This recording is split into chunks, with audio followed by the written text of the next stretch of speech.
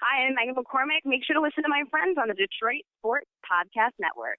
Doc here for DetroitBeardCollective.com, Detroit's premier grooming company. Visit DetroitBeardCollective.com if your beard is feeling dry, scaly, if you need to maintain your beard. This day and age, there's products out there that helps you take care of your beard. Beard butters will make your beard feel softer, better smelling than ever before. The Doc actually rocked a beard earlier this spring and summer, and I actually used the beard butter. I heard that Adam was into styling, and I'm like, you know what? Let me take care of myself. So I went to DetroitBeardCollective.com and bought the beard butter. My face actually does feel smoother.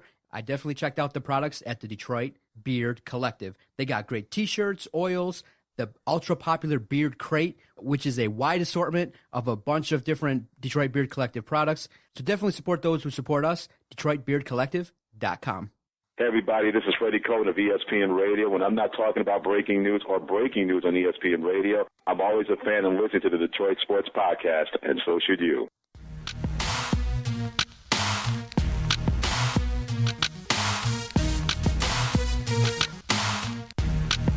Welcome, everybody, and thank you for downloading another episode on the Detroit Sports Podcast Network. You are listening to the DocNJock Sports Podcast, the longest-running episodic podcast talking about Detroit sports. I am the Doc, John Macaroon. Joining me, my cousin. I didn't shit my pants, so it was good. Adam, the Jock Strozinski. What's up, cuz? What's happening? Dude, you know how good of a week this was? We had no Lions. We didn't have to come in here and talk about a loss. It was great. It was like a giant soul cleanse. I feel so much better right now, man. This is great. I can't wait to kick this show off. Episode 118. Looking forward to talking about the Pistons. Looking forward to talking about some things that's been going on around town with the Red Wings. And we got to talk about the epic news that happened with the Lions and the future of the organization of the football team that we love. But it's been a good week. I feel good. Everything's been going great. How have you been? How have you been feeling? I've been good, man.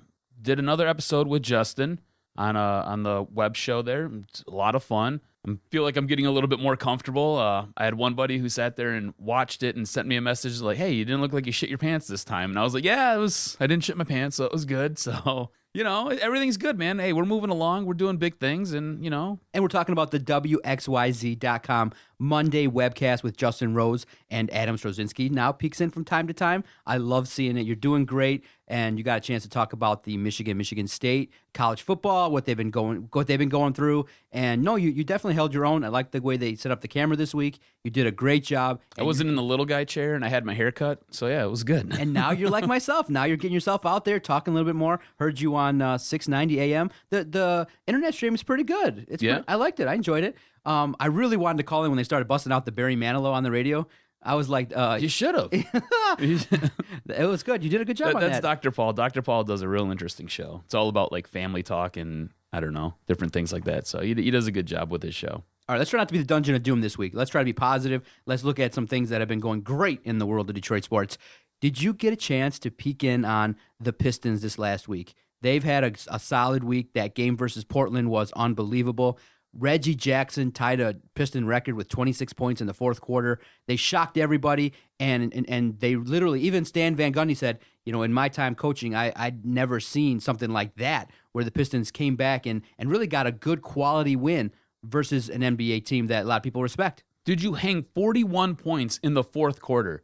Okay, I sat there. I was out with the guys after a hockey game, sitting there drinking. On my way home, I was following the game along on my phone. I walked in the house during the third quarter. All right, I flipped it on real quick. I was like, all right, they're down by a little bit. I was like, I got something else I could go work on. So I went and I did some work, and I just kind of had the TV running in the background. Next thing you know, the game's over. Game's done. I checked my phone again. This is 120 to what was it? I think it was like 107. And I was like, they scored 40-some points in the fourth? Like, this game was done. This is something the Pistons haven't done in years. Oh, my God. The last time you seen this was when you had the going to work Pistons who would sit there and they'd give you a little bit of rope and then they'd come back and they'd hang you with it. Pistons are an amazing treat right now. Pistons look so good. And that fourth quarter win over the Trailblazers was stunning. What might have been a little bit more shocking was the way that they hung with the Warriors off a back-to-back. They sat there. They looked good through three. The fourth quarter kind of got away from them a little bit, but they looked good through three. But they hung with the champion. The Warriors are probably the best team in basketball right now. Unbelievable. I mean, hands down, right? They held Curry to a season low 22 points. Which is amazing. I mean, that guy was sitting there going off for, I think it was like 30. He was averaging 33 through the first 7 games that they played. And then they come in, they hold him to 22. And like I said, they looked really good through 3 quarters. I thought they really had a chance there. But again, it's a back-to-back.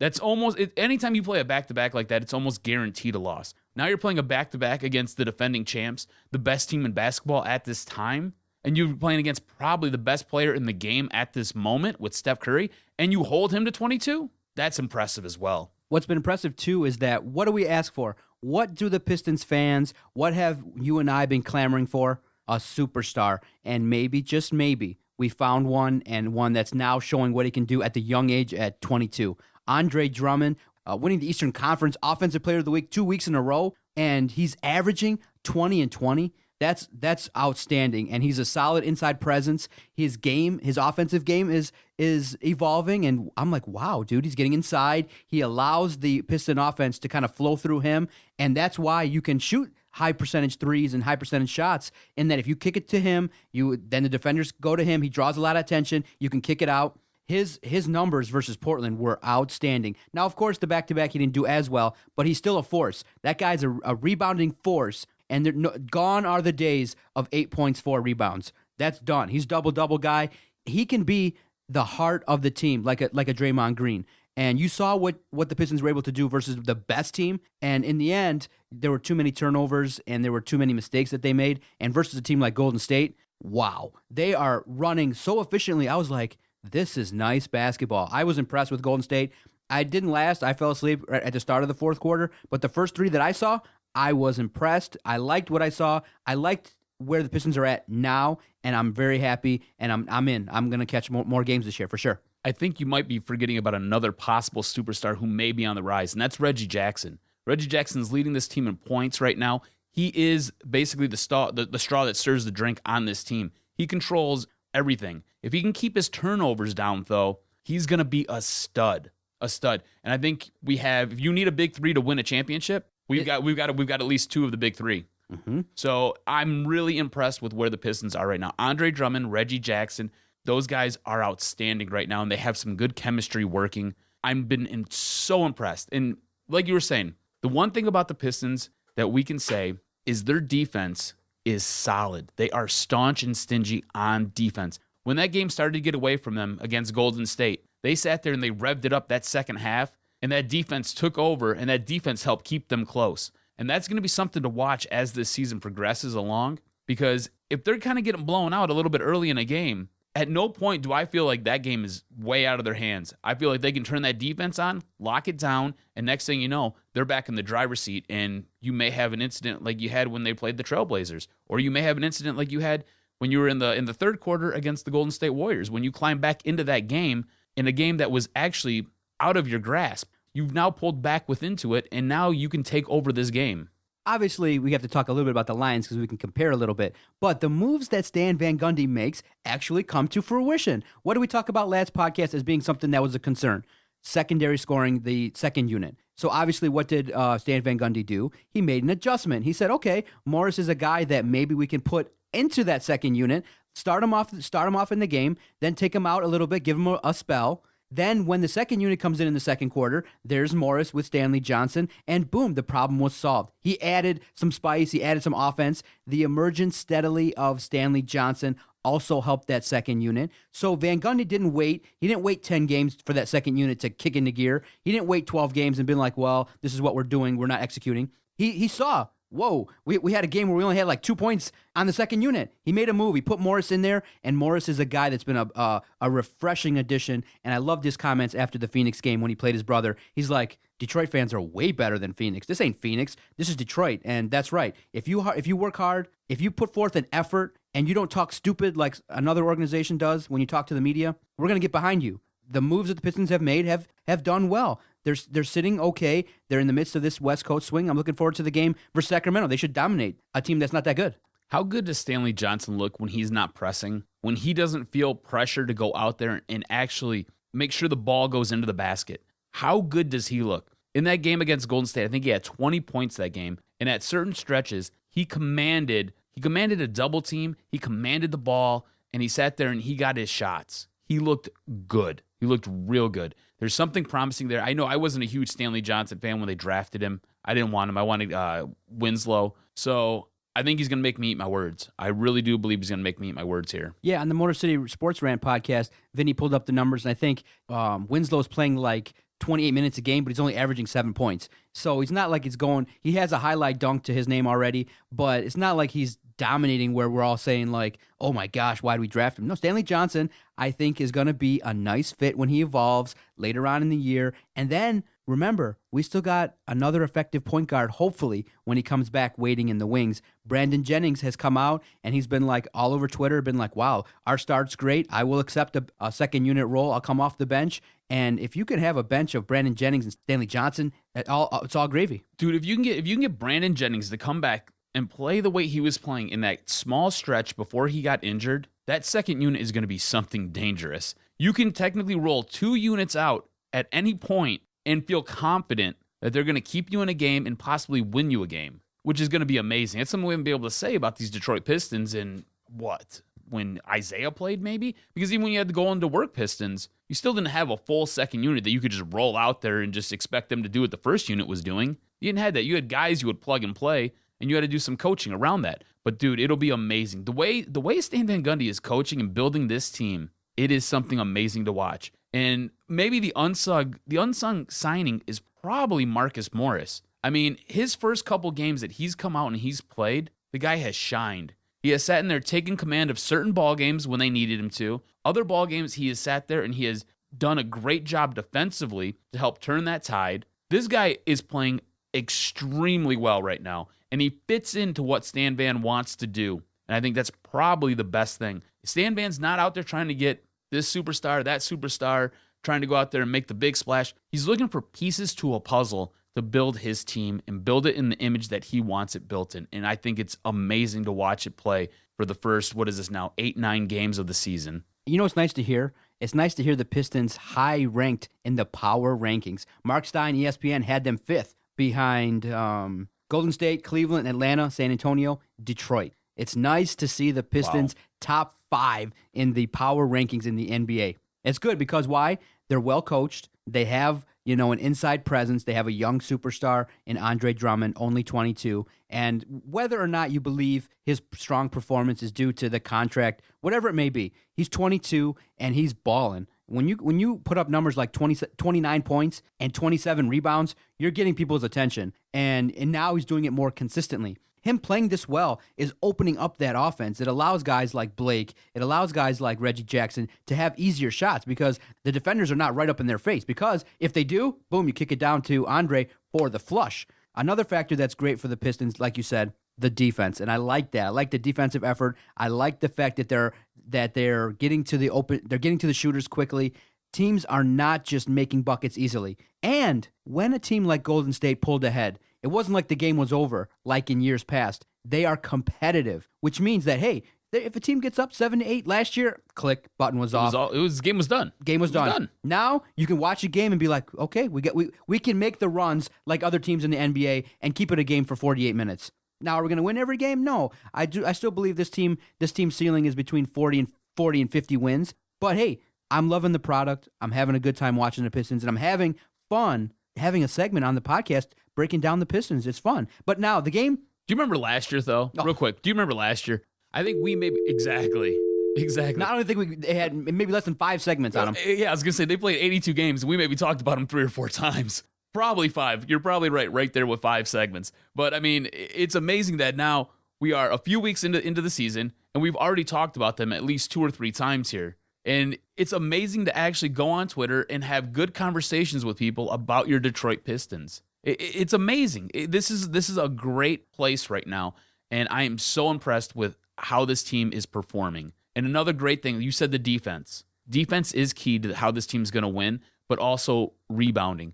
They're second in the league in rebounding right now, and a lot of that is that superstar Andre Drummond. He's down low. He's fighting for the ball. He's sitting there going up. He's battling for it. And you said it yourself, the guy's averaging a double-double a game at this point? In 2020. I mean, amazing. And just 20 rebounds a game. Guys, that's not easy to do at all by any stretch of the imagination. And that guy's down there, he's doing it for 7 games straight now. Yeah, now I'm nitpicking here, but when they did struggle versus Golden State, now, yeah, you can say it's on a back-to-back. So I penciled it in as a loss because back-to-back games in the NBA, for the most part, are really tough on your legs, and the majority of teams struggle in back-to-backs. Now, there are some teams that are really, really efficient.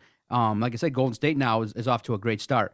But for the Pistons, when they struggled, what starts to happen is the offense gets bogged down when Reggie Jackson doesn't get into the sets quickly. And what happens is his shot selection can be called into question a little bit. You know, again, like I've said in the past, sometimes a guy like Reggie Jackson is a high-volume shooter. He likes to shoot. He likes to put up numbers. But sometimes when you see the shots that he takes, I feel like they can be a little bit more efficient if you just be a little bit more of a facilitator. Just 5% less shooting from Reggie Jackson, facilitate more to KCP, get him into the game because KCP struggles a little bit with consistency. But when his shot goes down, man, it's pure, and he's making me eat my words. You know, I was one of the ones that said, well, maybe you could have had Trey Burke, but I looked at that situation more of, hey, put some butts in the seats because there's nobody here. And, you know, KCP now he's improved steadily each and every year. I just want Reggie Jackson to choose a bit more wisely his shot selection and get others involved more in the offense. And I think with that, the offense can be a little bit more consistent. But guys like Reggie, I know that he wants to shoot, but I think he'd be better if he was more of a true point guard. And maybe when Jennings comes back, you can have Jennings and Jackson in and maybe have a explosive offense. I think you hit the nail on the head when you talk about this offense. If Reggie Jackson can average somewhere around 8 assists a game, this offense is going to look dramatically different. There's going to be more ball movement, more open shots, better shot selection, like you're saying, and it's going to get more guys involved. If you can get KCP hot, if you can get him hot, it's lights out. If you can get Stanley Johnson hot, it's lights out. If you can keep feeding the rock to Andre Drummond, Marcus Morris, Ersan Ilyasova, you can get these guys involved in the game. Simplify the game. That's it. I think, like you said, if his assists can go up, maybe take a step back with your points per game, but your assists go up, I think this team's going to be dramatically different. And I would like them to, get the ball inside quicker. What happens is when, you got a jump shooting team, they look to do that and they look to, continue to keep shooting when the rock isn't falling. But there were times in that game where they went away from Andre Drummond. I really feel like every second or third possession needs to go into Andre Drummond and needs to be, have some set plays established for him. He's only going to get better. He can even kick it up into 30 points and more. But sometimes when the Pistons, struggle on offense is when they're shooting too much and the shot's not going down, which is tough because, like I said, teams around the league know how to defend. It's not that easy to be a consistent, shooting team. And I know high 40s is like, wow. But I would like the team to shoot a little bit higher percentage shots closer to the rim. And when you go inside to Andre Drummond, you have a better chance of kicking that offense into gear. I think what will help this offense, too, is if they can clean up some of the turnovers. If you look at their 2 losses, they've had 20-plus turnovers in those games. They had 20, I think, against Golden State, and had 23 against Indiana. So if they can clean up those turnovers, they're going to be dramatically different. In their 5 wins, they averaged, I think, was like 13 turnovers per game, but they never had more than 5, or no more than 15 in a game. So I think that right there, keeping control of the ball, not turning it over, not forcing the shot, like we said before, better ball movement and better shot selection is going to go a long way with this team doing big things on offense. And you're right, they need to get the ball to Andre Drummond every third outing or so. Every time they get down the court, you got to feed him the rock a little bit, because what that's going to do is it's going to draw a double team to him. If he can draw a double team, that means there's somebody else open on the wing and can either sit there and spot up for a long 2 or hit a 3, and it's just going to turn the game around. I mean, when you see it time and time again, the way the momentum of the game is going, it'll force the other team to use an early timeout. If you can sit there, you can feed the rock down low, Andre kicks it back out to an open wing, that guy knocks down a 3. I mean, the coaching staff's going to have to call a timeout because now these guys are moving the ball inside out, and they're getting their points. So I think you're spot on. You got to feed Andre. You got to cut down on the turnovers, better ball movement, and better shot selection. This team's going to be almost unstoppable. Now, what's good about this is that if the Pistons can clean up against the middle of the road teams, we're going to have a significantly better record. But now I'm kind of getting like getting excited again to see how would we fare against the San Antonio? How would we fare against, the likes of Atlanta, Chicago? I want to play more of those teams that are really strong and expected to do some things just to see how we match up. Well, now, you had a good litmus test against the Warriors. It's a good test, but it was on a back-to-back. And I'm looking forward to the next game. I think it's in early January or February when Golden State comes to our house. So I'm looking forward to that. But I want to see now how the Pistons, I think, are going to be very competitive against the bottom feeders and the middle of the road teams. I want to see how they match up now versus the other elite teams in the NBA. And Stan Van Gundy has them playing well. They're a great team to watch, and I think I'm going to go. As before we would say, oh no, we're not going to see the Pistons, but now it's going to be a fun team to watch. They're going to be a team that you need to pay attention to, and we'll definitely keep track here on the podcast. Well, let me ask you about this. Where do you think the Atlanta Hawks fall in all of this? Are they a top of the line team? They're top 5 team in the East. Top 5 team. Okay. So, I mean, they handled the Atlanta Hawks, which was good. We haven't seen what they're going to do against Cleveland, but I'd put Chicago up there. They did a very good job against Chicago. My point is, against the higher echelon teams, the bottom half of the higher echelon teams, I think they're going to be right there with. I don't know if they're on the level of a Golden State, maybe a Cleveland Cavaliers team. I don't think they're there yet, but I think they'll be able to handle some of those more upper echelon teams that just aren't necessarily on the cusp yet. So, like you said, I like the way that Stan Van Gundy's building. I like the way this team is rolling, and I want to see more high-quality basketball. I'm now intrigued. You now have my attention, Detroit Pistons. I am watching. When I sit there and I take time out of my day, and I'm eagerly awaiting your ball game at 7:30 when tip-off starts, and I've got a bucket of popcorn in my lap, and I've got a Diet Coke on my side, and I'm ready to settle in for the next 2.5 hours, 3 hours, you got my attention. And that's where I'm at right now with the Detroit Pistons. After the break, we're going to play a round of Jock Jams. We got a lot of topics to get to, and we've got to get Adam the Jock's opinions on them. Stay with us. Doc and Jock, Detroit Sports Podcast Network, episode 118. Doc and Jock here for Fanatic U. If you're looking for some sweet sports swag and you love your Detroit teams, and I mean you really love your Detroit teams, you got to check out FanaticU.com. Check out FanaticU.com. Use promo code DSP. Save 15% even off the clearance items. And get the coolest gear out there and rock your Red Wing shirt, rock your Lions shirt, rock your Old English D to the Tiger games, rock your Piston apparel, wear it till the wheels fall off. Michigan State, you know what? They got it too. Check out Fanatic U. They have 6 locations all over Metro Detroit. Check them out, FanaticU.com. Yeah, we coming now. Come on. Yeah, that's right. It's like a family in here, just a little disabled. Putting it down, we lay them out on the table. Who's in the house? The brothers in the house. Gotta turn it on out, let you know what we about. Kinda like Cain and Abel, a bit unstable. Don't be breaking the brain, break the whole damn table. Welcome back. Thank you for downloading across our many platforms. We appreciate the support by everyone who has been visiting our website, DetroitSportsPodcast.com, and downloading all the podcasts every week across the various platforms. We greatly appreciate it. We can't keep the mics hot, the office lights on, if you guys don't support us and listen, and we greatly appreciate it. Like I said, we are the longest-running weekly episodic sports podcast in town. Now, I'm not exactly sure the facts of that, but I'm almost certain no podcast has gone 118 straight weeks. 118 straight weeks. So I know that's what I'm gonna do. So now we're gonna, I like how you can take stats and just make them work to your. That's right. To point out, make your point. There you go. You did it, man. You did it. That's right there. And now this is the segment we feature with the local sports expert here in town, Adam the Jock Strozinski, in what we call Jock Jams.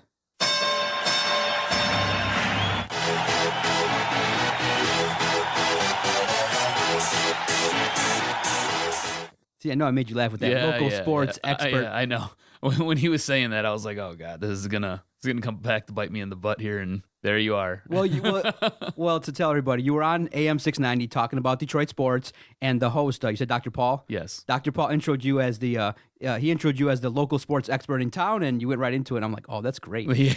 That actually fits. Local sports expert. You were tweeting me and texting me all at the same time. I was like, great. I got something I'm going to call you. Now, you're the local sports expert. All right, let's get your opinions on some news and notes going on around the world of sports and Detroit sports. Mm-hmm. The Lions didn't play. I thoroughly enjoyed the Sunday. The slate of games that were on were absolutely phenomenal. And a lot of people that I talked to and tweeted with said, wow, I really didn't miss the Lions. You had some great football games. You had teams that actually knew what they were doing. The Green Bay Carolina game kicked off was like, wow. And the rest of the day was just fun to watch without a bumbling, stumbling team that doesn't know what they're doing. And it was nice to see. I didn't miss the Lions not one bit. And I'm kind of sad that they're going to actually play this week. I kind of feel like, okay, I got enough of them. I got my fill. But what are your thoughts on the top end of the NFL, the good teams? What has kind of piqued your attention? Who are you feeling out as being strong contenders so far halfway through this NFL season? Well, I think it's probably most interesting that we may possibly have 3 16-0 teams. And I don't think that's going to happen, but possibly it could. And I sat there, I looked at the schedules, and you have the Pats, the Panthers, and the Bengals. And each one of these teams have 3 games that they kind of got to get over the hump to avoid so they can go 16-0. But I think it's really interesting that we have this conversation of possibly having 3 16-0 teams. And right now I believe they're all 8-0, which is awesome to talk about. And I think probably the Bengals are most surprising in all of this because it's the Bengals, right? I mean, it's the Bengals. They're in a really tough division, and they're the Bengals. But But amazingly, these guys look really, really good. What is going on in Carolina? And somebody posted a meme about Colin Kaepernick and what his numbers look like as opposed to what Cam Newton's numbers look like. And they're really similar. But what Cam Newton is able to do down there with those numbers looking the way they're looking and how that team is rolling. I mean, and of course, you've got Tom Brady, who's just unbelievable and amazing. And every time somebody goes down, they just plug a new piece in and they just keep on rolling. But I think another interesting story to watch right now in the NFL is the way the Oakland Raiders are playing. The Oakland Raiders have been a team that have been much maligned like your Detroit Lions. They've been compared to your Detroit Lions. They're usually worse than your Detroit Lions in all kinds of statistical references. And the Oakland Raiders, I think you now have to sit up. You have to pay them respect. And they're a fun watch. They're an interesting watch. I think they're going to be a good team for some years to come here. They're building something there in Oakland. And I think that's probably the most interesting. Those are my big storylines right now that I'm really watching. Okay, if there was a Jock Power Rankings, who would you have at 1 or 2? Who are the teams that you go are like, wow, these are the monster teams in the NFL? Can I give you my top 5? You got to go with the teams that are undefeated right now. So I'm going to go with New England because I think they probably have the best shot of going undefeated. After that, I'll probably go the Bengals because they look like more of a complete product, especially they look more polished on offense. And then Carolina, it's hard to stop a quarterback who's built like a linebacker. I'm going to tell you that right now. Then you got the Arizona Cardinals, who that's another team. When somebody gets injured, they just plug another piece in and they just keep going. And to start the season, I didn't think that defense looked good. I didn't think that offensive line looked good. Boy, was I wrong. They look like they know what they're doing, what they're building, and how they're rolling, which is incredible. And then you've got the NFC North. You got the Green Bay Packers. I know they've lost 2 games straight, but you've got Aaron Rodgers, who's probably the best quarterback in the NFL right now. He can do a whole bunch of magic, and that defense looks a lot better than what they were last year. So those are my top 5. That's kind of those are the big teams that I'm watching there. And we'll talk a little bit about the Green Bay Packers coming up during the picks and with the Lions there. What a great week for hockey and a great time to reminisce about the team that was for the Detroit Red Wings when you got 2 of your longtime veterans and longtime guys that we all revered. Nick Lidstrom and Sergei Fedorov entered the hall with very elegant and classy speeches on Monday in Toronto, reflecting on the times that they played during their career. It was very nice, and it was kind of a chance to reconnect with Lidstrom and Fedorov. And then on Tuesday, Sergei Fedorov was honored by the Red Wings for his achievement entering the Hall of Fame.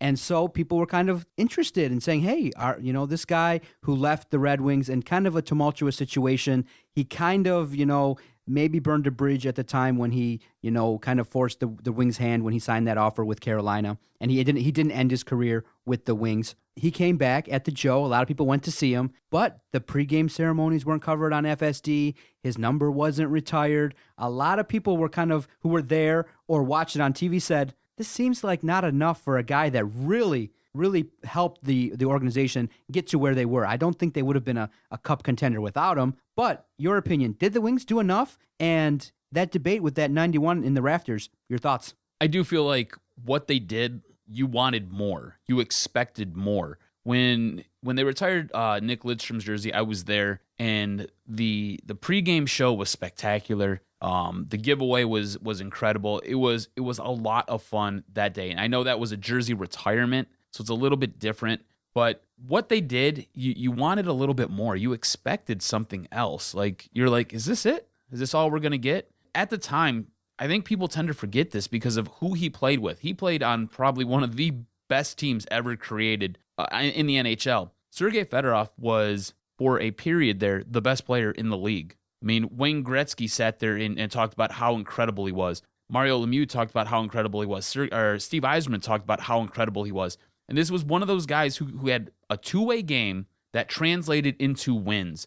You could put him on the defensive side, and he could check you. He could carry the puck up. He could make passes. You could put him on the offensive side. He could sit there, and he could pick your pocket. He could put the puck in the net. He could go top corner. He could do anything and everything he wanted, and he had speed for days.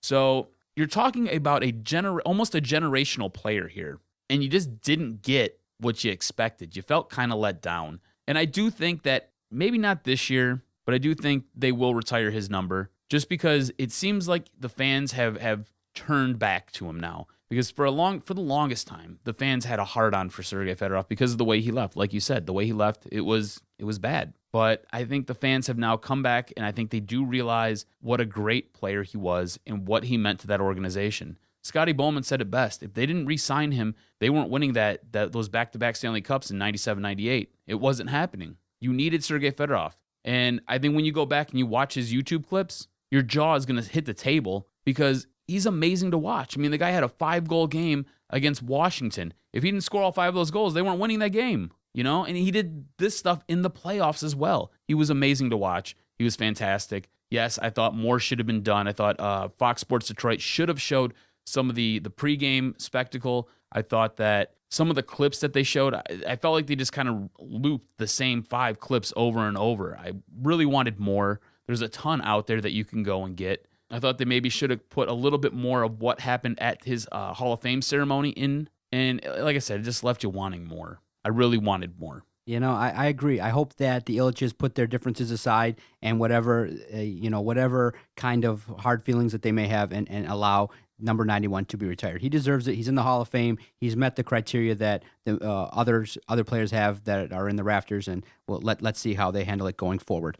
All right, the Michigan State undefeated streak is over. What did I tell you? Listen to the doc on this podcast. You were so nervous about this game, and I was like, what are you nervous about? You guys are the better team. You got this. Experience. Boy, was I wrong. Experience. Nebraska at night, on the road. One quick nice story, though. A buddy of mine, a longtime state alum, and a buddy of mine went there on a little bus trip and tour kind of thing. He said the Nebraska fans are the nicest group of people he ever met. They were wishing him good luck and smiling, and they're just, he said they were a solid fan base, and it made the game very enjoyable. Wasn't scared to wear a Spartan jersey in the Nebraska stadium.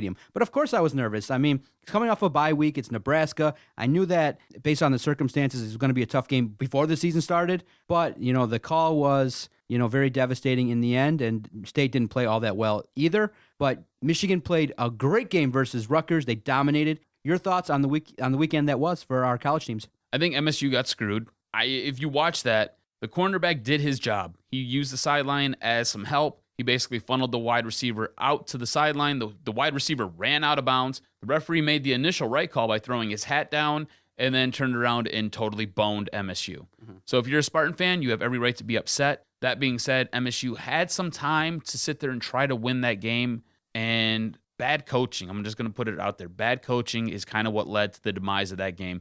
You have 4 seconds left. You basically run a 10-second play to throw the ball out of bounds. That's not going to help you. You're not going to win a game that way. So that sucks, man. Mm-hmm. It really does.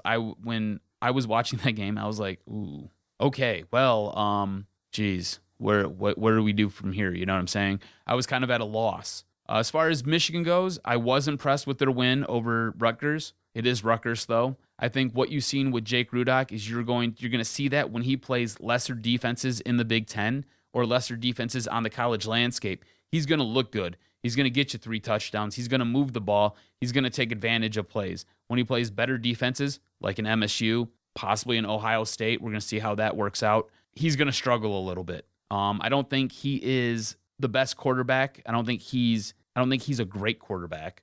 I think he does a good enough job. His job is there not to lose the game. As long as he can sit there and manage the game, he's going to be okay. And MSU or U of M will be okay as well. So it's going to be interesting to kind of see how these next couple weeks go. MSU, everything is still in front of them. They just have to win out. Just win. That's all you have to do. If you beat Ohio State and you go in and you play Iowa for the Big Ten championship game, Iowa, I believe, is now ranked number 5. You guys are going to be in that playoff. It's going to be hard to keep you out of the college football playoff. As far as Michigan goes, I think if Michigan sits there and keeps their mind right and they go out and they win, there's a possibility that they could play in a Rose Bowl this season. So, which is, I know it's not the college football playoff, but a Rose Bowl is still something that's big around here. And especially if you're a Big Ten school, the Rose Bowl is still something that's big. So if you can go out and you handle your business, and if you can give Ohio State a loss as well, because remember, Michigan's playing Ohio State after MSU beats them up. You know what I'm saying? I mean, that's prime time to take advantage of them. I think we can then possibly maybe think of Rose Bowl. I don't know, hopefully. But I think MSU's got a great shot to still make the college football playoff. They just needed to, it would have been nice if they had handled their business against Nebraska, because then I think they would have been elevated a little bit and we wouldn't have this worry. Man, it was a tough game to watch being a Sparty fan. I don't feel like even if they went out, they have a chance. I felt like Nebraska was, 3-6 team. They were struggling. So I think the loss was bad enough to keep them out. So if they do win out, they might finish 5 or 6. But here, listen to this. All right. If you beat Ohio State, who's now ranked 3rd, all right, Iowa, I don't think is losing for the rest of the year. All right. I just don't think that schedule is strong enough. So Iowa will then get elevated if you beat Ohio State. So now you go and you play Iowa in a Big Ten championship game. We're talking about a number 3, number 4 seed Iowa. If anything, a number 5 seed Iowa team. You beat a number 3 team in the country. You beat a number 5 team in the country. Back before the college football playoffs were released, you beat a ranked Michigan team. You beat a ranked Oregon team. You beat ranked teams. I think you have enough there to where you'll get in. You'll be a 4th seed, but you'll get in. Okay, keep keeping the hope alive. It's going to be hard for that panel to leave out a Big Ten champion. It's going to be hard. You can't make that case that they deserve not to go in there. You know what I'm saying? There's Jim Delaney in the Big Ten has too much clout and carries too much muscle for them to not be included. Done deal. They're in. They just have to win out. Win out. That's all you have to do. Well, now the Spartans have put it in the judges' hands, and now we have to wait and see. Yeah, it's in my opinion, though, I really can't believe we're going to go into Ohio State and win the game. So that's where, like I said, going in, I'm not as devastated. It just sucks that the call I felt that should have been made wasn't, and it was just a little bit tough to swallow. But in the end, this college playoff, system and the polls that are coming out and things like that made it exciting, a little bit more to talk about, and it's been quite fun. All right, local sports expert, you held your own. You did great. Another Jock Jams that was great and informative. All right, stay with us after the break. We're going to have to talk about the Lions and what on earth happened this last week and going forward, previewing the Green Bay game. Stay with us, DocNJock, episode 118, Detroit Sports Podcast Network. I want to tell everyone out there about DetroitSportsNation.com. They're a great website, and they've been very supportive to all the shows on the Detroit Sports Podcast Network. They host all the podcasts. They have great writers that cover all the Detroit teams, all the college teams. Check out their website and support those who support us. DetroitSportsNation.com. The collaboration has been excellent, and it's helped us to continue to grow and have great guests take phone calls. So our collaboration with the Detroit Sports Nation has really been successful, and support those who support us. DetroitSportsNation.com.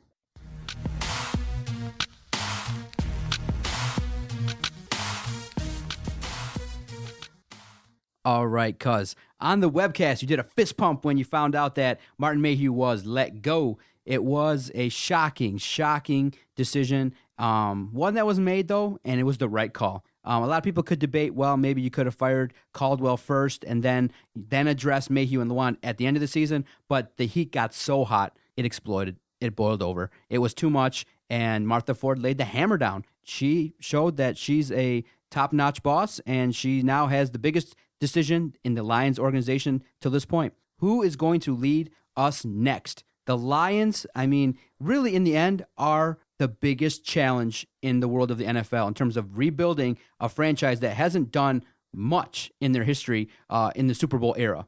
A team that hasn't made the Super Bowl, one of only, I think you said 5 teams, and the others are expansion teams.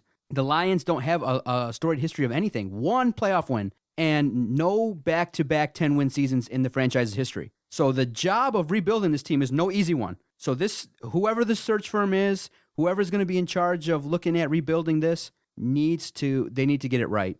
because it's going to set the course of the franchise for the next 5 years. And if you go out and you don't get the right guy, you don't target the guy that's going to evaluate talent properly, get the guys that need to be here, then we're going to be looking at a prolonged issue. I think what Martha has to do is she's already made the right decision.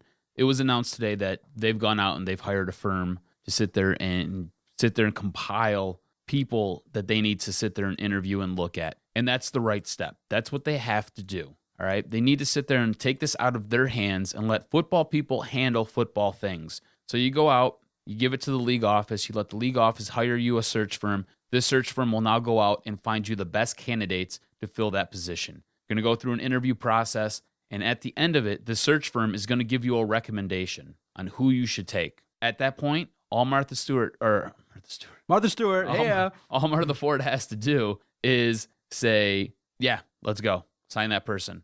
Get that person, and then stay out of it. Take a step back and let football people handle football issues. That's it. That's what has to happen. Who that person's going to be, I have no idea. I can tell you who I would sit there, which organizations I would look to, though. I would look at Green Bay. I would look at possibly New England. I'm a little bit scared of New England, though, because I think everything that happens good in New England happens because of Bill Belichick. If you look at the way the coaches that have come out of there have struggled after they have left, kind of gives you a little bit of an insight on who has the brain trust there. Look at teams like Baltimore, the Giants, teams that have a propensity to win and have won in the past. And by the past, I mean the most recent future, going back 5 to 6 years, and teams that are continuously solid organizations. That's what you have to do. That's what needs to be done, and that's what I'm looking for Martha Ford to do. What was great about this move that they made was that you kind of felt like, okay, the organization heard us,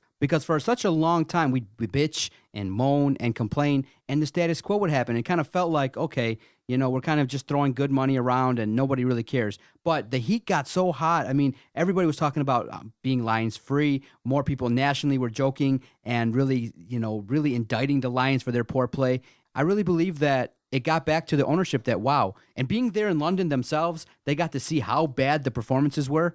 And once you couple that with the lack of talent and the lack of production from guys that should be on the field, I mean, when you got Kyle Van Noy just standing around collecting checks doing nothing, when you have entire years where there's nobody on the field from that draft class, you got to look up and say, okay, it's time.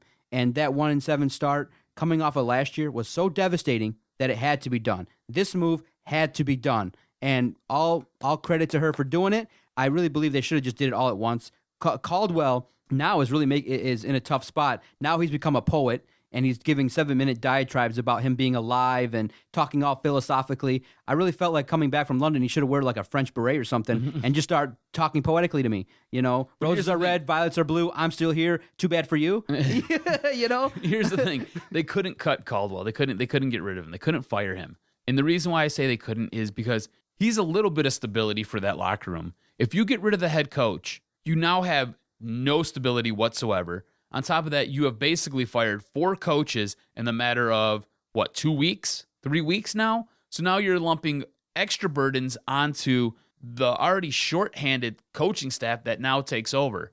So what are you expecting from those guys? I mean, they're already sitting there being pressed because they're down 3 coaches. Now you're going to chop off the head coach and you're going to move up who? Terrell Austin, I'm guessing, because he would be the next guy, right? So you're going to move him into the coaching staff. So now what? He's going to be running the defense. He's going to be coaching the team. You've got other people who now have to pick up slack, so you can't. On top of that, you have a locker room that is now in free fall because you got rid of their head coach. And I know that we can sit there and we can go back and forth about how good of a head coach he is and whether or not these guys believe in him or not.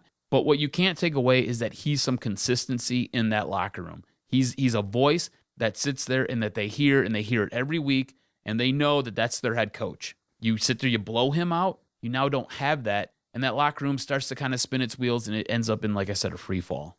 Sheldon White is the gatekeeper. He's going to be hopefully blown out. So I think then that Brian Xanders is not with us anymore. Was he let go as well? I tried to look, and I really didn't peek that closely, but the first thought I was like, is Brian Xanders still around? I'm not sure. I don't know. I don't know why he wasn't named the next guy. But a lot of people, I'm like, why do they? He wasn't the assistant GM though. Yeah, why do they keep going with these guys recommended or next in line to Mayhew? If you worked with Mayhew, I don't feel like you have any confidence. Or the reports that they're gonna upgrade this other guy to the head of the scouting department. Everybody should be gone. Start fresh. I mean, everybody has a cross to bear in terms of the bad scouting. Everybody. Mm-hmm. So nobody there now gives me any confidence that they know how to evaluate talent. Even if they redo things, or even if they tell me that they've advanced in their scouting, please, you basically have given up. Now we get to watch Odell Beckham succeed. Aaron Donald is a force. Lionel Collins out there in Dallas is just a beast, and letting McFadden do his thing. So in the end, the scouting department is terrible. Hopefully the new GM gets the free reins to do whatever he wants.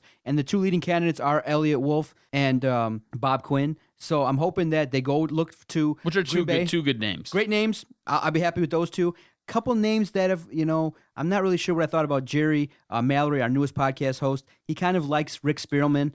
I at this point in time, with where the Lions are at, I want a guy that is around an organization that wins rings. Yes. Minnesota has a nice team, but Mayhew built nice teams. I want to build a nice organization. That's right. A nice organization. Something that's going to last. Something that's going to last, where we don't have to go every other year where we look like crap. Right. So I think the new guy has a chance to succeed quickly because the schedule next year is going to be garbage. But I guess the first question he's got to look at is, what do you do with Stafford? That's the first question, and I wonder what Martha Ford is gonna and her daughters and the brain trust are gonna say. Do you have to stick with Stafford? I think though, now in looking at it, what you got to do is you got to ride with Stafford. You got to find a way to keep him and groom another guy. Kind of like on the down low, like who's the next guy that you can find in the 5th through 7th round and groom him. But you got to keep Stafford because, unfortunately, if you don't and you roll with a rookie quarterback or unproven free agent, you're going to be looking at a 4-win season. And I think that the new GM has a chance to come in and have success right away. He has a chance, but it's going to be incumbent that, that first decision with Stafford. And from the way he's been talking and looking, he kind of sounds defeated, and he's taking a lot of abuse. I don't even know if he wants to be here. I don't even know that. When he did by the way, the Zan Man, he's a player personnel guy. He's senior. Actually, he's like senior personnel. You think he's still here with us? Yes, he is. Okay. Senior personnel executive with the Lions. Okay. So he's doing everything from scouting to advanced scouting to things with the players. Well, all kinds of stuff. He's been touched by Mayhew, so right. He's got the stink on him. Oh, yeah. As far as Matt Stafford goes, this is where the organization basically really screwed up. All right. You had different quarterbacks that came through at different times that you could have sat there, you could have looked at drafting, picked up, and basically just stashed away for a rainy day. You just put them on your roster and you let them sit behind Stafford, you let them learn, and you sit there and you develop them the way you want them developed. Instead, this organization totally believed in Matt Stafford because he has a big arm. I mean, when you sit there and you talk about this kid, what's the first thing everybody says? He can throw the ball 80 yards down the field. He's got a cannon for an arm. They don't talk about anything else. They don't talk about his decision-making. They don't talk about his footwork. They don't talk about anything else that he does. Talk about his arm. That's all he has. So now you don't draft a quarterback. You haven't drafted a quarterback in quite some time, or at least a quarterback who's worth a damn that you could sit there and possibly develop. So now this organization, like you said, they come in when whoever takes over as GM now comes into a situation where, what do we do with Matt Stafford? And in his interview with Dan Miller, he sounds really defeated. He sounds like he's checked out. Sounds like he doesn't want to be here. That's fine. Yeah, I think you've got 2 years left on your contract. In 2 years, this organization has to get it right. They have to get a quarterback in here, whether they trade, whether they go out in free agency, and no good quarterbacks ever hit free agency, or you sit there and you draft one. You have 2 years to get it right. Get it right, and then let Stafford walk out the door. All right? Let that cap hit walk out the door. Let all of it go. The way this is going down right now, you've got 3 years before you're going to be good because you have to sit there and you have to draft and you have to get your draft picks into the system, and they've got to sit there and they've got to start to blossom and bear a little bit of fruit. So you're going to let Matt Stafford go, which is fine, in 2 years. In that time, you get a quarterback in here who knows what he's doing, who looks like he can run whatever offense that your new coach, because they're going to blow out Caldwell, can sit there and run. And then you put those draft picks that you just picked up into places where they can make plays and help you win games. And I'm not expecting you to sit there, and I'm not expecting you to win a Super Bowl in 3 years. But what I am expecting is for you to make the playoffs. I'm expecting you to be competitive every week, and I'm expecting you to sit there and push to win your division. Mm-hmm. And you can do that within 3 years. That's reasonable. Those are reasonable expectations. Are we at rock bottom? Are we at wiping the slate clean? Because really, in essence, if you look at the talent on the field, Ziggy Ansah, Calvin, Stafford, even Golden Tate has come out and said that he told the team that he's sucked lately. So a guy like that was, allowed to leave Seattle. They don't care. They made it back to the Super Bowl without him. I don't see, the same value I don't see the same guy that I saw last year. You could even you can get trade picks for, maybe a third or fourth round pick for him. I'm of the opinion, you know what? You keep Ziggy Ansah, DeAndre Levy, Abdullah, and you go. Every position is open. Yes. Every other position's open. And here's the worst part. Okay, yeah, you get a guy in here. Is he gonna be allowed to handle his business and do what he's got to do? And if Martha Ford is gonna have a strong say, or the brain trust is gonna have a strong say, it seems like there's some turmoil in that front office. But in the end, I just wish that they might have to double up and let the next hire be the president and GM and do a little bit more. But I want the guy to have total control, and I want him to be able to say, listen, Stafford's gone now. We're taking the cap hit. We're going to sacrifice the next 2 or 3 years. Fine. Do whatever you want. Just stay back and let the guy handle his business and no input from the Fords. I mean, hearing Ford come out and read a prepared speech to the players, if that was me, I'm 1 foot out the door. I'm not sitting here getting yelled at or talked to. I heard it was professional. To get talked to by the owner of an organization that hasn't done squat, why would anyone come here? I think they need to take it now. Now she made the move. Continue now, and I don't need to hear any more from her. She did her business. She didn't do the press conference. I get it. No more. Just get the right people in place. Let's turn this around, and let's start making the Lions a great product. And I think that right now you got a bunch of angry people, and Dan Orlovsky, Sam Martin are now becoming Twitter heroes and starting to bomb the fans with their comments. And when you have, I don't know how these reports leak, but when you have Ian Rappaport from the NFL coming out and saying that Stafford might not have grasped this or might not have grasped that, I don't believe that. But I do think that as a quarterback, when you rate him, I don't get the support for the guy. I really don't. We're 1-7 now. You could be 1-7 with Dan Orlovsky. You could be 0-8. So and when you watch guys like Derek Carr, you watch Big Ben, you watch the other quarterbacks, you watch Andy Dalton. I don't see it with Stafford. I don't see. And then all I got to say is, it's not just two podcasters' opinion. I asked a former lineman who watches. I asked Marcus Ogden, a friend of the podcast now, and a guy that I did a one-on-one interview with on the network, and he said he just doesn't see it. He doesn't see the extra it factor, the guy that will die if he loses, the guy that will do whatever it takes, the physical, mental makeup to be a leading guy. He doesn't see it. So he thinks Stafford's good, but he doesn't see the Tom Brady. He doesn't see the Rodgers. And in the end, that's what we need. The Lions need more. They need like superhero feats in order to get stuff done. They need above and beyond what's going to happen, like almost supernatural. And I don't see it just yet with Stafford. Let's do this real quick. Let's go over who you would keep on this team. Ziggy Ansah's 1, right? Yep. DeAndre Levy 2? 2. Okay. And then everyone else and Abdullah. You got to give him a chance. Yeah, okay. That's right. it. That's it. That's 3 guys that you have here that you could build around. Because I don't think Stafford, you can't build around Stafford. Kelvin's too long in the tooth to build around. Golden Tate's not that guy. Other than that, everybody on that offensive line, they're all question marks. Riley Reef isn't any good. I don't know what Travis Swanson is. Larry Warford, what are you? What happened? What happened? It's just, there's too many question marks up and down, all right? Same thing on the defensive line besides Ziggy Ansah. The linebackers, all you really have is Levy. And hey, I like Glover Quinn, all right? I like him a lot. But he's an older guy too. Are you going to keep him around? Are you looking to build around him for the next 3 to 5 years? Probably not. You have 3 guys on this roster right now that you could do a darn thing with, and that's it. That's all you have. That's how bad it is. So yeah, you're probably right. We are at wipe the slate clean. And if there's somebody out there who wants Calvin Johnson, if the Houston Texans are willing to trade, because I think Houston would be a great fit for Matt Stafford. He has 2 wide receivers out there who he can just launch the ball up to all day long. If they want Matt Stafford and they're willing to give you some picks, go ahead. Because obviously they don't give a damn what they do in their draft, as they drafted Jadeveon Clowney and he's garbage. You know what I'm saying? So yeah, sit there, explore that. When the new GM comes in, he better explore that. You better go ahead and look at those guys. You know? Now I want to ask you this. We're 1-7. Second half, do we play better football or do we bottom out this season? Because she comes out and is like, I expect you guys to win. And all I did was laugh. And I was like, okay, you got to I mean, if you're a player, I know that you're putting your product, your, resume on film week in and week out. But, the season's done. Your coach is done. The organization's going to be at an overhaul. Some of these players might be looking like, do I want to be here as part Half of the rebuild? these guys have already checked out. Half these guys checked out after, I believe, the Seattle game. I think all of us agree they've checked out after the Seattle game. And it's going to be tough, too, because now you got to look at some of the players' attitude about the organization.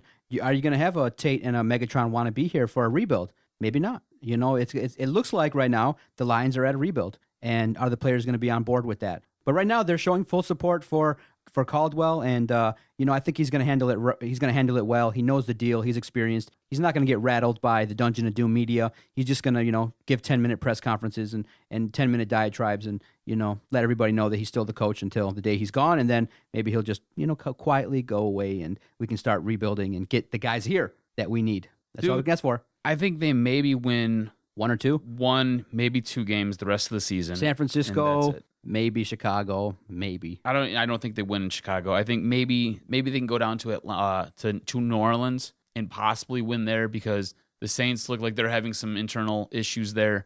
So I don't know. Does any part of you think that the report came out that Sean Payton's 50-50 coming back to the Saints? Maybe he ends up as a Lions coach. He's won the Super Bowl. He's got them success, but the last couple of years, not so much. Let me ask you this: do you want Sean Payton as your coach? Does he do it for you? Does he give you confidence? I feel like he's a name. That's all he is. He doesn't give me confidence. I feel like that offense, I feel like he's a really good offensive coordinator is what he would be.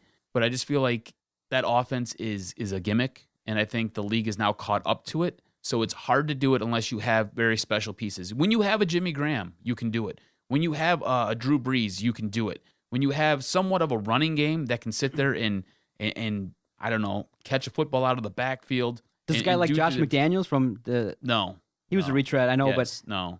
I don't know. I feel like he'd be a guy. Maybe now his second go around might be a better head coach. Maybe not the one for the Lions, but I feel like now he spent a stint with Belichick. Maybe he's got that aura. But yeah, his stint in Denver wasn't that good. But he's got a ring. He's with Belichick. Yeah, no.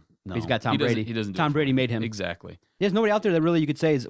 He started off as a quarterback coach who became the offensive coordinator for New England, and then did the whole thing with Denver. That flopped, looked awful, and then came back, and he's just a good offensive coordinator. That's what he is. I have no idea who the next head coach. Okay, we'll look at some of the hot young assistants too in future podcasts. But with the Lions, what percentage chance do you think this one game versus Green Bay they come out and light the world on fire and get this win? 5%, even 10%. A part of me, little itty bitty part of me thinks, okay, everybody in the world hates them. I'll meet you halfway, 7%. 7%? Okay, 7%. That's a good number. Yeah, I have no confidence they're going to play well. Green Bay coming off of 2 losses, they got to be like, okay, good. We're going to put a hammer down. And I kind of feel like, had they not fired Mayhew and the Wand, that it was going to be Caldwell's day this day. Because I got a feeling either the Lions are going to play really, really well. No in between. They're going to play really, really well, stay in the game, or they're going to get bombed. It's going to be like 55-10. So I'm hoping it's not. I hope they don't get bombed. But if we can get Caldwell out of here faster, I'll take it. What are you going to do? All right, let's move on to these picks. We didn't have a great week, but I think I got the Monday night game right, picked up the 2 points. You got 2 games in the early rounds correct. Yep. You're winning 20-16, and this is what we call the NFL Pick'em Challenge. Go ahead, sir. Who you got? Who you picking this week? All right, with the first game on the slate, I'm going Buffalo Bills plus 2.5 at the New York Jets. Look, I have no good insight why I'm picking the Bills. I've been up and down the spread list. I keep coming back to good old Rexy and his dysfunctional love children. I tried to go with another game, but this one kept calling me out and saying, hey, pick me, pick me, pick me. Plus, I've won like 3 times when I picked the Bills, so let's just do it again. I'm going the Bills plus 2.5. Miami is going to Philadelphia. The Philadelphia offense doesn't seem to me that they can pull away from a lot of people. They can play well, and they played a great game versus Dallas on the road, but I like the points. I'm taking, with my first pick, Miami plus 6 on the road at Philly. Miami plus 6, baby. All right. With my next game, got the Dallas Cowboys at Tampa Bay. Dallas gets a point here. Dez Bryant looks healthy. He and Matt Castle appear to be on the same page, which helps D-Mac in the run game. Tampa Bay is short on wide receiver depth, and I don't think King Crab Winston can do it himself. So I'm going to take the points, and I'm going to go with the Cowboys here. Houston is abysmal right now. They're not playing great. They're going on the road at Cincinnati. I'm a little bit torn. It's a Monday night game, but I do believe Cincinnati is going to play well. So with my second pick, I'm going to take Cincinnati to win the game by more than 2 touchdowns. So Cincinnati minus 10.5. I think they're going to cover that, and they're going to blow them out in the neighborhood of like 37-17. Oh, boy. Look at you. All right, my next game. Got the Arizona Cardinals plus 3 at Seattle. Both these teams are coming off byes, but this isn't your vintage Seahawks team. This offense has sputtered to start the season. The defense was slow out of the gate as well. Now on the other side of the ball, you've got the Cardinals, who haven't skipped a beat. Anytime somebody goes down, they just plug a new guy in. The defense looks dangerous. Like I said, that offense has battled injuries all season. They just plug, play, and win. So give me AZ and the 3 points. Ooh, so you're saying Arizona's going to win the game on the road? It's at Seattle. Yep. Okay, I'll go. Well, they're getting 3 points, so they might lose, but whatever. Close, huh? Yeah, it'll be close. Okay, I'll go contrarian. 12th man, divisional game. It'll be an interesting game to watch then because we'll be opposing. I like Seattle at home. Russell Wilson's going to play well. Marshawn Lynch will be your first now addition on your new fantasy team because we made the trade. Mm-hmm. You get As now, Des Bryant helped you out last week. It was great. I had the best fantasy week. Kicking myself in the butt. I had the best fantasy week. Dropped over 120 points in both leagues. I'm 5-4 and 6-3. So loving life in fantasy right now. And if I can showcase Dez and Alan Hearns and put Bortles in there. So hey, and Andrew Luck went down. So I'm looking good. I'm feeling good in my fantasy situation right now. And my division's not that strong, so I'm pretty happy to get a playoff berth. I think I'm close. In the game, Seattle and Arizona, I'm gonna go with Seattle in a game 7 to 10 points.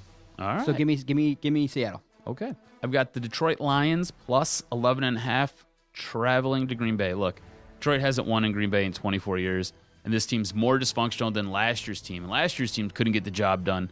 So what makes you think this team's going to? The answer is nothing. Absolutely nothing.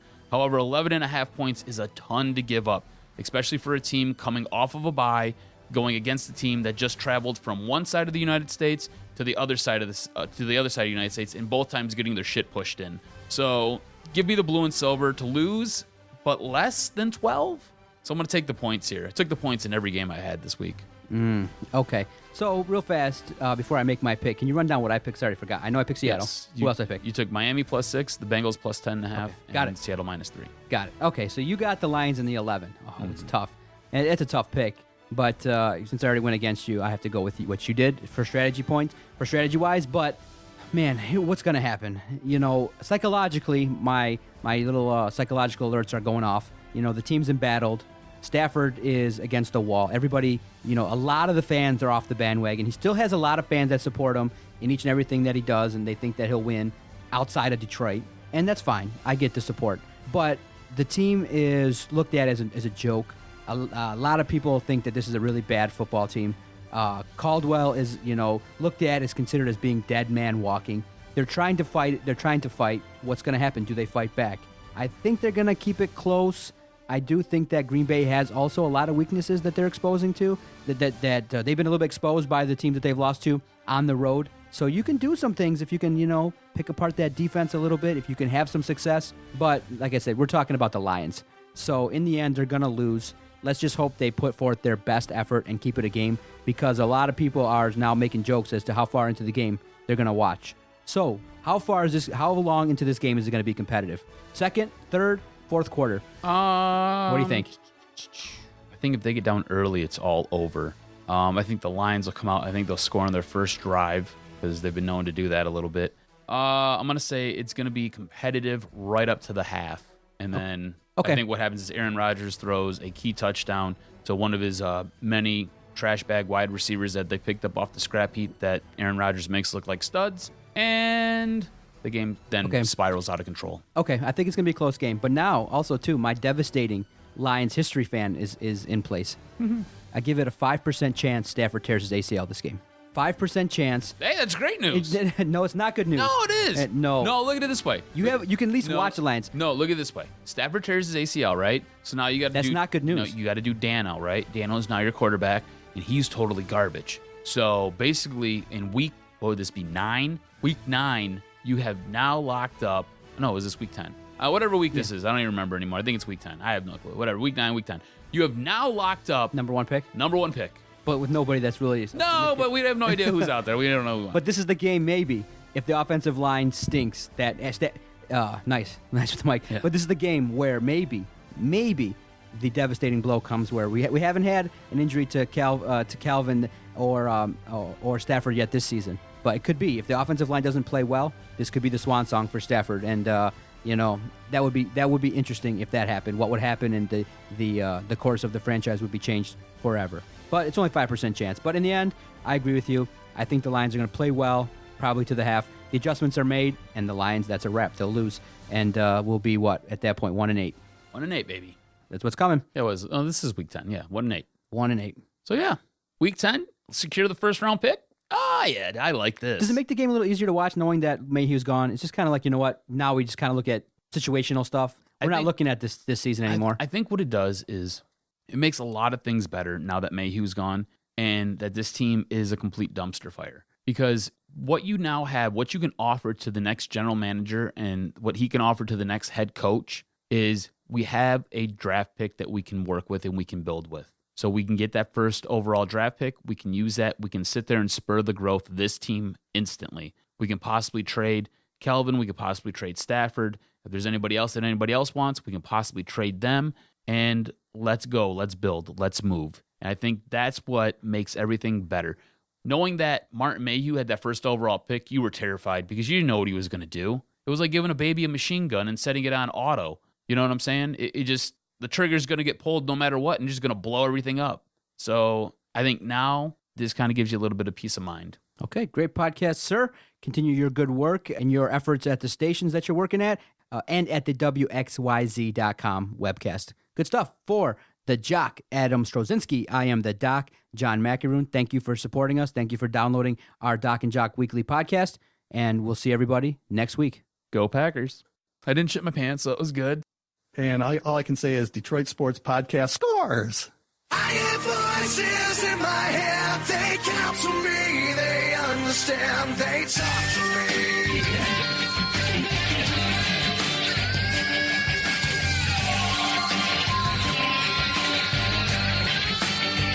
They talk to me, they tell me things that I will do, they show me things I'll do you, they talk to me.